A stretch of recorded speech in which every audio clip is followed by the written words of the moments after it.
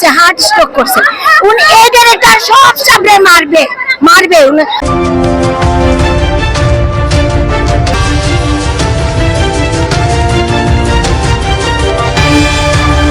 কারণেই ডরাইয়া মরছে, heart stroke করছে।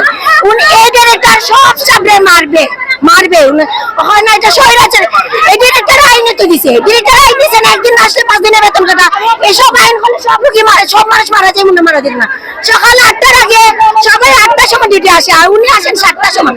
আজকে 10টা বাজে উনি কই তারা আমরা বহিরাগত মানুষকে তারা হুমকি নামকি দেওয়া।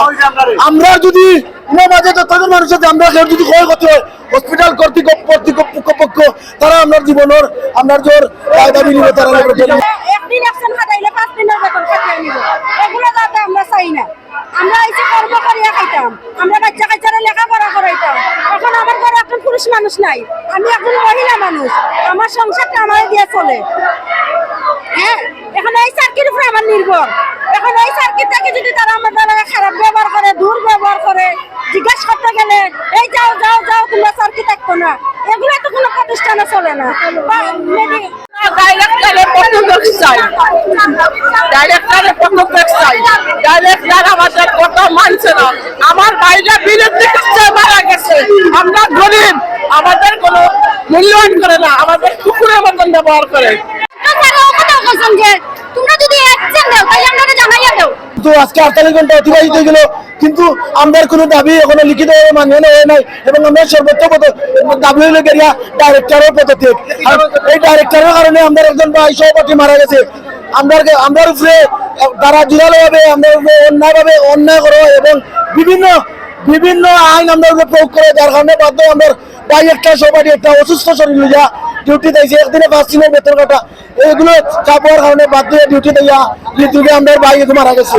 এখন 48 ঘন্টা সময় লইছে, তার 48 ঘন্টা সময় আজকে অতিবাহিত হয়েছে, কিন্তু আমরা কোনো সারা শব্দ পাইছি না। এর লাগে আজকে থেকে আমরা কর্মবিরতি, এবং আজকে থেকে আমরা কোনো কাজ করতাম না। আর আরেকটা জিনিস হইলে গিয়া কালকে রাত্রে থেকে আমরা আজকে 48 ঘন্টা অতিবাহিত হওয়ার পরে আমরা ঘোষণা দিচ্ছি আমরা কর্মবিরতি এবং আমরা আন্দোলন করবো দাবি।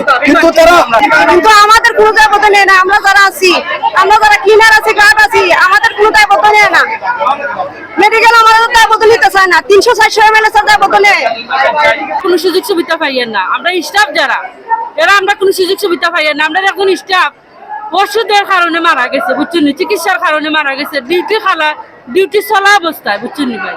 এখন আমরা কথা হইলো যে আমরা সুযোগ সুবিধা যেগুলো দেওয়া হইতো, কিন্তু আমরা দেওয়া আমরা পাইলাম না। ঈদের খালা কোনো বোনাস আমরা পাইয়া না। আমরা যে কোনো স্টাফ আছে সব আমরা মেডিকেলের আন্ডারে চাই, আর এই ডাইরেক্টর আমরা পদত্যাগ চাই।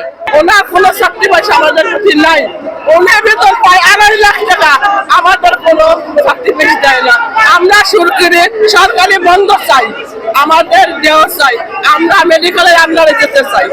আমার টাকা দিয়ে ঢুকছি, তারপরে আমাদের মাসের চার্জ নেই, আমাদের বেতন 7,000, কিন্তু আমাদেরকে দিয়ে 6,000। আমার ভাই মরল কেন? একটা টেবলে দিচ্ছে না, উনি ফোন দিয়ে বলছে যে আমি আজকে আসতে পারবো না, ওনাকে ফোন দিচ্ছে 5 দিনের অ্যাকশন দিবে, উনিও কথা শুনলে স্টপ করছে। মেডিকেলে মানিয়ে নিত, ডাইরেক্টরে মানিয়ে নিত। আমরা বছরই একটা ছুটি পাই, এই ছুটিগুলো আমরা দেওয়া হয় না। আমরা অফ খাটাইলে অফের মাঝে আমরা অ্যাকশন দেওয়া হয়, একদিন অ্যাকশন দিব। মেডিকেল কলেজগুলো যতটা মেডিকেল কলেজগুলো আছে তারা কিন্তু স্টাফরা মূল্যায়ন দেয়, কিন্তু প্রাইভেট মেডিকেলের স্টাফরা কোনো মূল্যায়ন দেওয়া হয় না।